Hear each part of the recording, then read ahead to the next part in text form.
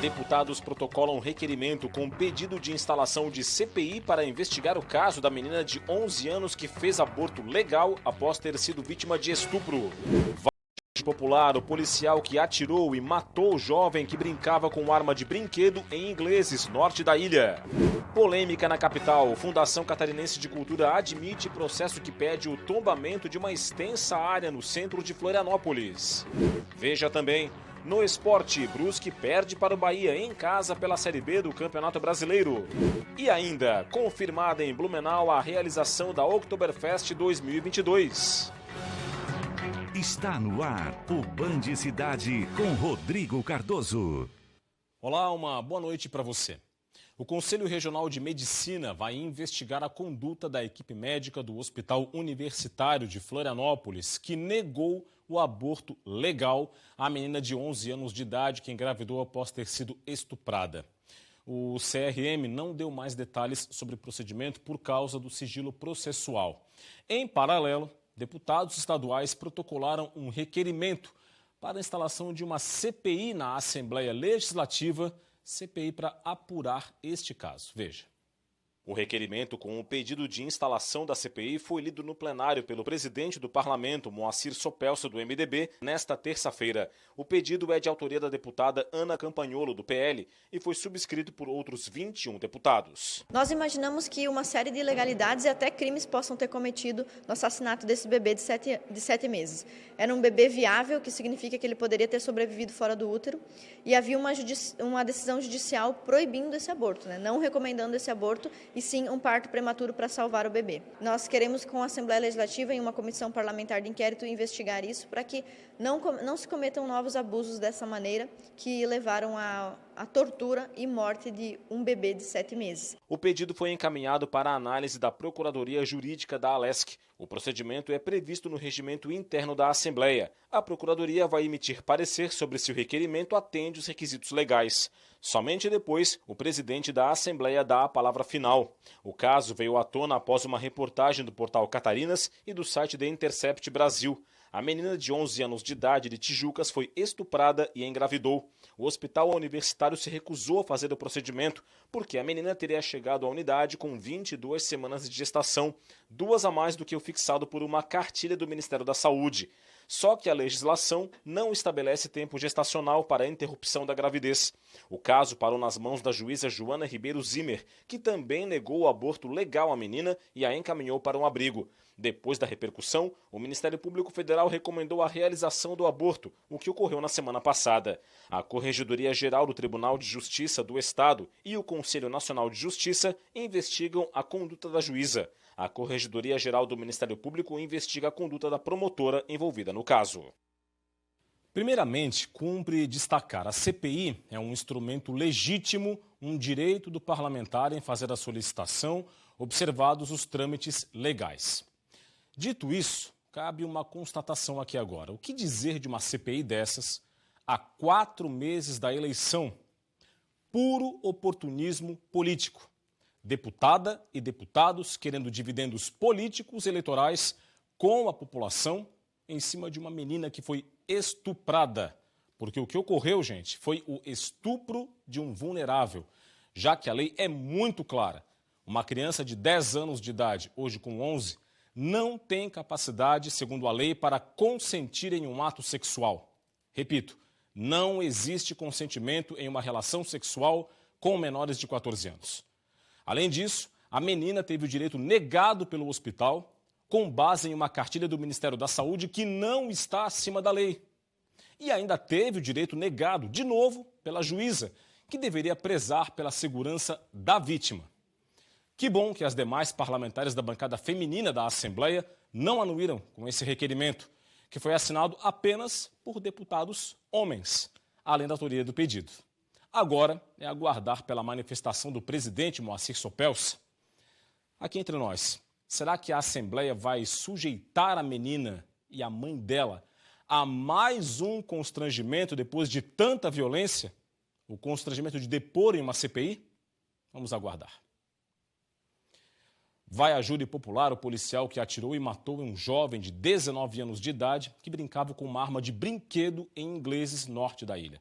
O caso ocorreu em 2019. Ainda não há data para o julgamento. De acordo com a denúncia do Ministério Público Estadual, Vitor Henrique Xavier Silva Santos, de 19 anos de idade, brincava de acertar latinhas com uma arma de brinquedo no quintal de casa, quando foi surpreendido pelos tiros disparados pelos policiais.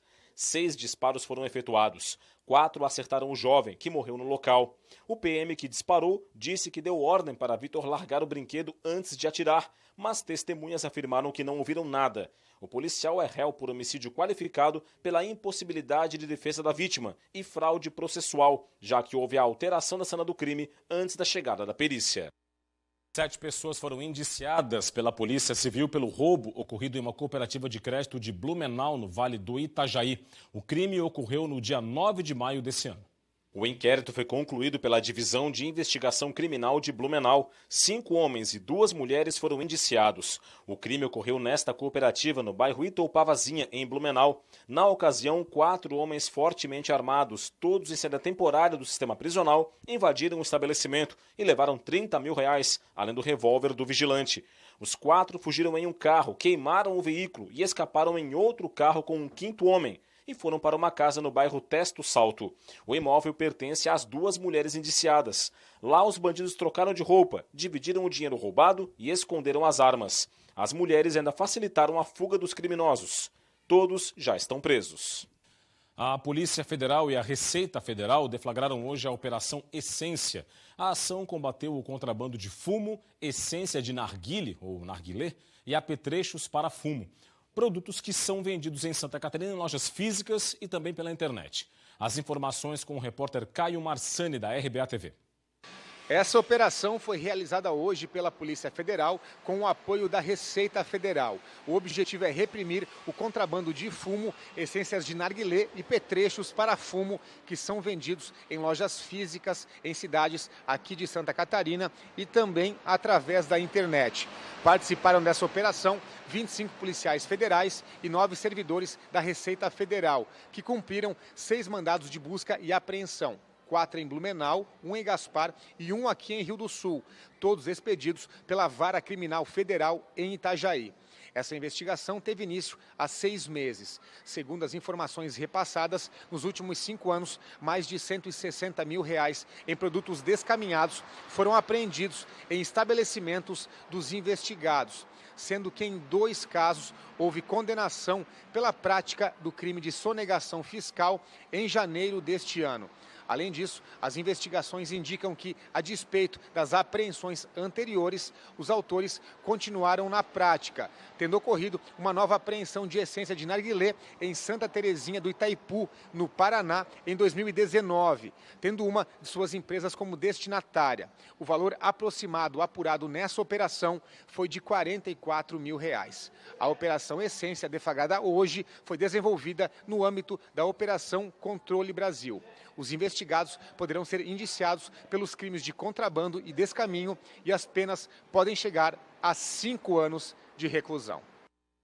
A segunda vara da Fazenda Pública de Criciúma condenou o estado de Santa Catarina a indenizar por danos morais o pai e a companheira de um detento morto dentro do presídio regional de Criciúma. Cada um vai receber R$50 mil. O crime ocorreu em dezembro de 2018, quando o interno foi estrangulado por companheiros de cela. Na sentença, o juiz destacou que é responsabilidade do poder público exercer o dever de guarda dos presos que estiverem sob custódia do Estado. A companheira do detento também vai receber pensão do governo do Estado, no valor de 2/3 de um salário mínimo desde a data da morte. Esses valores, inclusive, devem ser corrigidos. Cabe recurso. Logo mais, depois do Band Cidade, tem o Jornal da Band. Vamos saber agora os destaques da edição de hoje com a apresentadora Paloma Totti. Olá, Paloma. Olá, aqui estão alguns destaques do Jornal da Band de hoje. Braço direito do ministro Paulo Guedes deve substituir presidente da Caixa acusado de assédio sexual por funcionárias. Governo tenta aumentar Auxílio Brasil e criar Vale Caminhoneiro decretando estado de emergência. Ajuda em ano eleitoral é de quase R$40 bilhões. 1,5 milhão de passageiros prejudicados. É a segunda greve de motoristas de ônibus em São Paulo este mês. Isso e muito mais em detalhes daqui a pouco às 7h20. A gente te te espera. Um projeto aqui em Florianópolis acabou de ser lançado e vai oferecer uma experiência nova para quem mora na cidade e na região metropolitana também. São descontos, promoções e brindes especiais em restaurantes e pousadas de Florianópolis. Passear em Floripa é sempre bom, tanto que a capital é um dos destinos mais procurados pelos turistas. Mas vir para Floripa sendo morador da região pode ser uma experiência ainda melhor.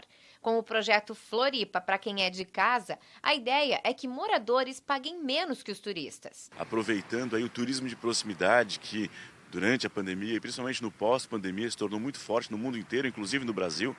A gente abriu um edital, a gente da Prefeitura, e os empresários, os empreendimentos podem se cadastrar até o dia 7 de julho, basicamente dando algum tipo de benefício ao morador da Grande Florianópolis para que ele possa usufruir as vantagens que tem um restaurante, no meio de hospedagem, um passeio com guia de turismo. Os serviços de turismo, hotéis, bares, restaurantes e cafés que forem participar do programa devem oferecer benefícios que são promoções, são descontos, são brindes para os seus clientes. Aqui, por exemplo, nesse café, cada cliente que comprar um doce leva o café de brinde. Léo, essa é uma estratégia para atrair também os moradores de Florianópolis e ajuda o próprio negócio?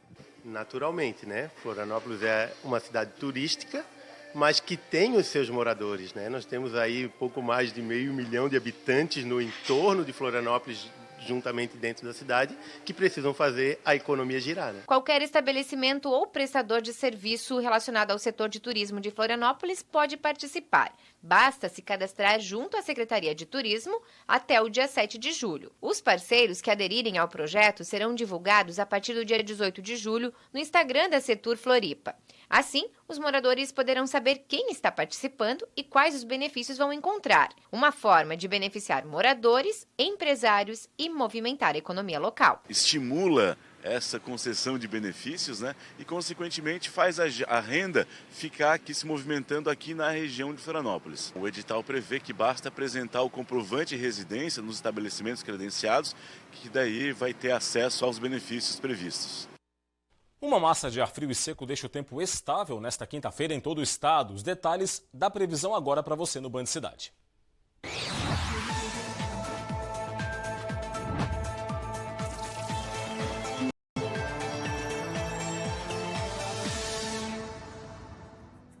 A quinta-feira vai ser estável em Santa Catarina, com predomínio de sol e poucas nuvens em todas as regiões. As temperaturas vão estar mais baixas em todo o estado, com mínimas próximas de zero e chance de geada nas áreas mais altas do extremo oeste ao Planalto. Na capital, mínima de 6 e máxima de 20 graus. Em Criciúma, mínima de 6 e máxima de 19. Em Lages, variação entre 2 e 14. E em Chapecó, mínima de 4 e máxima de 18 graus. Boa notícia para o turismo catarinense. Depois de 2 anos sem a mais tradicional festa alemã do sul do país e também de todo o Brasil, não é? A Oktoberfest 2022 foi oficialmente lançada no Parque Vila Germânica. A festa vai acontecer entre os dias 5 e 13 de outubro.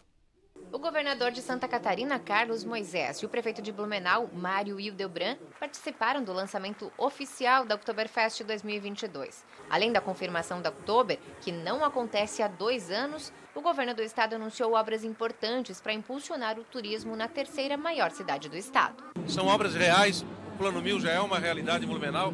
Além do Plano 1000, outras parcerias, como é o caso agora do Centro de Convenções, Centro de Eventos aqui de Blumenau. Obra fantástica, são 38 milhões de investimento, 10 milhões da Prefeitura, 28 milhões garantidos do Governo do Estado. Isso também é obra, é dar condição do prefeito trabalhar. Certamente, até o final do ano, muitas obras serão entregues e nós vamos ver acontecer. Ainda em Blumenau, pela terceira vez somente neste ano, a cidade levou o prêmio da dupla cena, um prêmio de uma loteria, não é? Ontem, uma aposta feita na cidade acertou as 6 dezenas da dupla cena e faturou mais de 8 milhões de reais. O acertador fez uma aposta simples numa lotérica no bairro Salto do Norte e ganhou sozinho 8 milhões e meio de reais.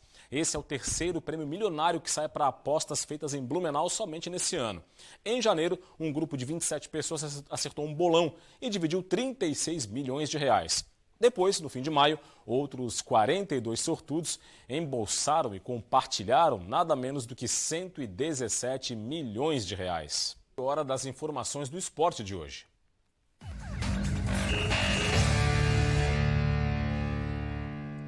Série B do Campeonato Brasileiro, 3 partidas encerram hoje a 15ª rodada da competição. Um dos jogos envolve um time catarinense, o Criciúma, que enfrenta o Náutico neste momento no Estádio dos Aflitos, no Recife.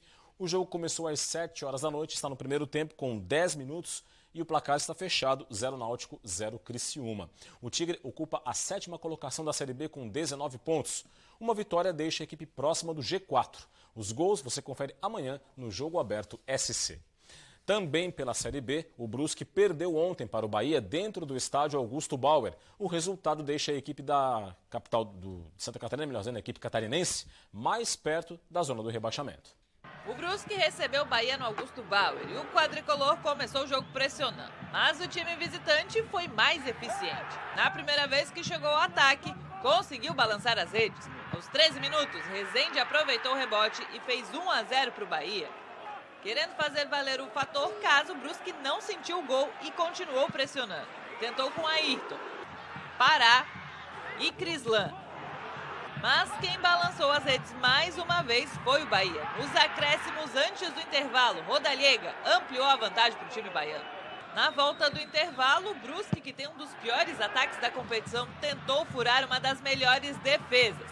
Alex Juan tentou 2 vezes. Júnior Todinho também teve chance, mas o quadricolor não conseguiu.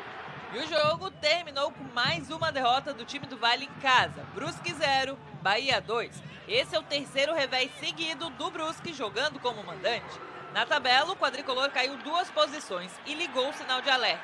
O Brusque é o 12º colocado com 17 pontos. A gente sabia que seria muito difícil e talvez o resultado negativo contra o Bahia ele não pesasse tanto se não fosse os 2 tropeços contra os concorrentes diretos.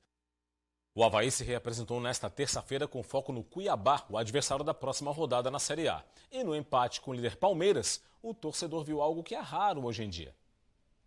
Não tem sido muito comum vermos aqueles gols bonitos de falta no futebol, como era mais comum há alguns anos. São poucos batedores de qualidade. O Avaí encontrou um deles e o torcedor vibrou no empate com o líder Palmeiras. Fico muito feliz, espero que agora eu possa dar seguimento para que eu possa fazer mais desses, né? Pode até ser mais simples, o importante é fazer. Essa é uma das características de Jean-Pierre e não é de hoje. Quando defendia o Grêmio, a batida do meia já chamava atenção. Mas o que é bom sempre pode melhorar. E no Leão da Ilha ele tem aperfeiçoado a cobrança. O meu jeito eu mudei um pouco de bater vendo o Paulo Baia batendo no treino, né? Tem uma batida muito rápida, muito forte, então fica mais difícil pro goleiro. Jean-Pierre chegou ao Avaí como um dos nomes mais fortes na montagem do elenco 2022 e sendo um dos que mais agradou o torcedor quando confirmado. O meia atuou em 5 jogos até agora na Série A, por estar voltando de lesão. Poder voltar de uma lesão, poder voltar e fazer um gol também, bonito do jeito que foi. A meta agora é que o meia dê sequência no time de Eduardo Barroca. E pensando no próximo desafio, o Avaí volta a campo no domingo, quando recebe o Cuiabá às 11 horas da manhã na Ressacada. São 5 pontos de diferença entre os times. Enquanto o Leão é o 11º com 18, o Cuiabá é o 18º com 13. E mesmo com a diferença na classificação, o confronto é direto pela permanência na Série A. Agora a gente fala da polêmica do momento em Florianópolis. A Fundação Catarinense de Cultura fez a admissibilidade de um processo que pede o tombamento do chamado Triângulo da Área Central de Florianópolis. O pedido foi feito por 2 arquitetas e tem deixado preocupados empresários e moradores do centro. Veja agora na reportagem de Rita Della Pieve.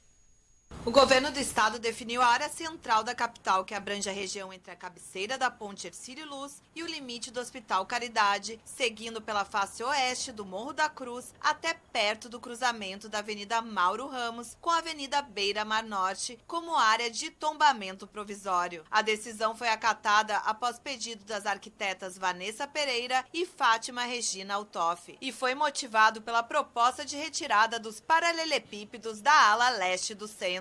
Os imóveis tombados precisam seguir legislação própria. Qualquer transformação, reparo ou reforma nestes imóveis, como pintura de janelas, portas, interruptores, telhas e encanamento, deverão passar pela aprovação da Fundação Catarinense de Cultura.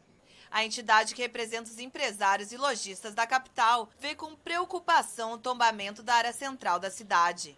Os proprietários de imóveis, tanto residencial quanto comercial, os próprios empresários que estão alocados em imóveis de terceiros, né?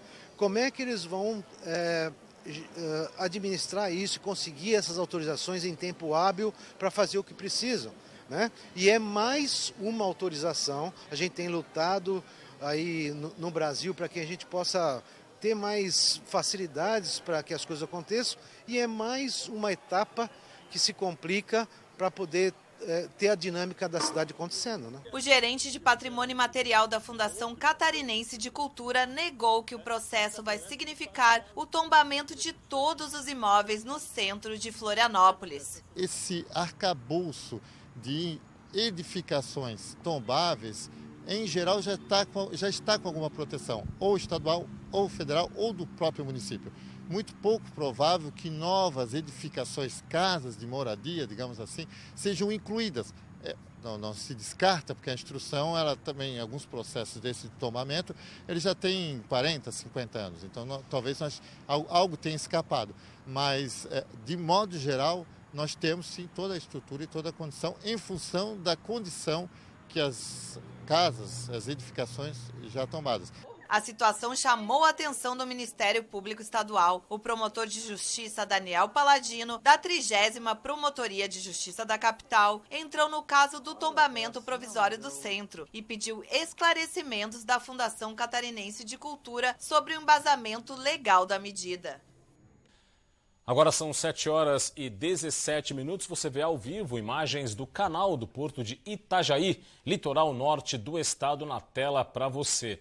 A temperatura no momento por lá é de 16 graus. Você vê aí o canal que é utilizado para a entrada e saída de embarcações do Porto de Itajaí, um dos maiores portos do sul brasileiro, com grande movimentação de contêineres, grande movimentação econômica e relevância econômica para a Santa Catarina e também para o Brasil. Portanto, aí as imagens ao vivo para você, 16 graus é a temperatura, tempo bom em Itajaí, litoral norte do estado. E é isso, ficamos por aqui com o Band Cidade de hoje. As reportagens desta edição estão no YouTube da TV BV. Para acessar, basta pegar o seu smartphone, apontar a câmera dele para o QR Code que está na sua tela. Vem aí as notícias mais importantes do Brasil e do mundo no Jornal da Band. Mais informações de Santa Catarina você confere amanhã, 12h30, no Jogo Aberto SC e 12h50 no SC Acontece.